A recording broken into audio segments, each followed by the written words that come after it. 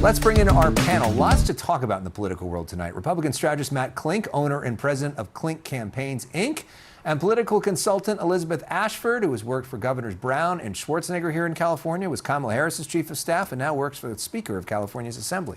Welcome to you both. Good to have you here. Let's start with tomorrow.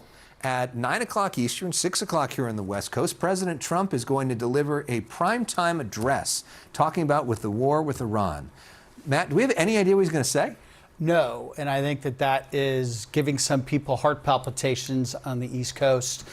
I would imagine he will try to accomplish two things. He'll try to say that the war itself is going well, which, if you look at a number of factors, it is. We are clearly superior to what's left of the Iranian military, and they have no leadership.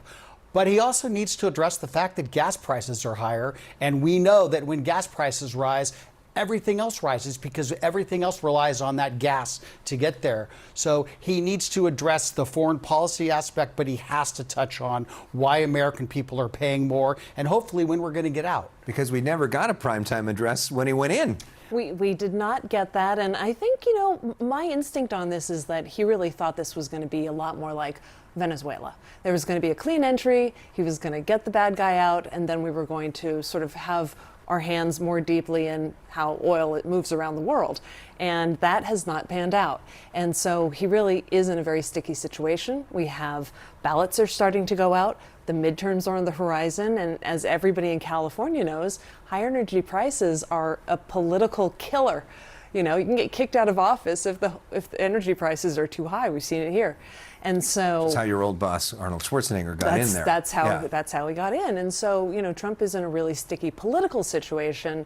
And, you know, what he says tomorrow is going to matter a lot. I mean, it's interesting if you sort of read the tea leaves of what he said today, and sometimes what he says changes. But he said, we're going to be out of there in 2 or 3 weeks, and as soon as we're out of there, then the gas prices are going to go down, they're going to plummet. So that would not sort of give the indication that maybe he's talking about an escalation of the war or ground troops. At least that's what he said today. Yeah, I mean, it's hard because journalists ask him questions and he neither confirms nor denies. And then the journalists report Donald Trump refused to say that they won't put ground troops in. Yeah. So it's kind of like they're always chasing each other. But I think Elizabeth nails it, though. It's a sticky political situation.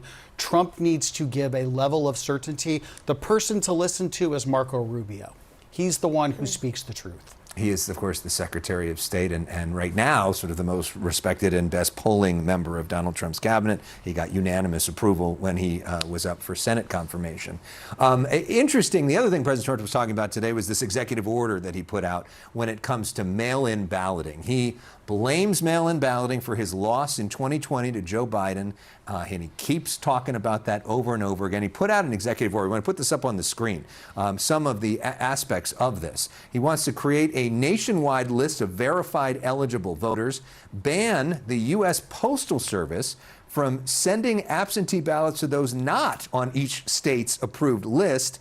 Also, ballots must secure envelopes with unique barcodes for tracking. And this flies in the face of, you know, the states which traditionally control elections, which is kind of written into the Constitution. Yeah. And a lot of states, including Republican states, including Florida, do mail-in balloting, which Donald Trump just participated in a few weeks ago. Absolutely. I mean, he just mailed in his own ballot. Why? Because it's an accepted and safe way to vote. And we do it in huge numbers here in California. I think that, you know, Donald Trump is happiest when he's sort of poking at and messing with the systems that make America, America, right? Yeah. And so this is a really, this is a kind of a very easy space for him to be in. He's like, I'm worried about the elections. I'm concerned about how they're going to turn out, and so I'm going to try to put my finger on that scale everywhere I can, you know, and redistricting didn't work out for him, right? Yeah. Redistricting didn't work out. And so now he's got to sort of mess with this. And I think... Didn't it? I don't know. For district, we don't know yet how it's going to work out. It worked out in Texas. It worked out in Florida. We'll see what happens on that front. But do you think this works out for him legally? Even Trump today kind of admitted that this thing's going to be challenged and it might not. No, the states control the elections. Look, he does control... So you think this is the wrong thing? As a Republican, you think this is the wrong thing? The state or the federal government does heavily influence the United States Postal Service. this. I think Trump is going to get a win from the Supreme Court that election day ends on election day, and we don't have this ridiculousness of ballots being counted a month later in California.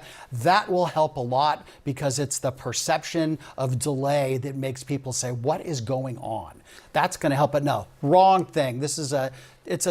It's a focus on something that doesn't matter. Yeah, different states sort of receive their ballots at different times. Here in California, they can be received up to 7 days after, as long as they were postmarked on election day. Which is ridiculous. That's not the way they do it in a place like Florida. Correct.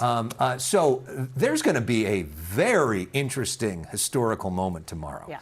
President Trump says that he is going to show up to the Supreme Court of the United States as they argue this idea of birthright citizenship.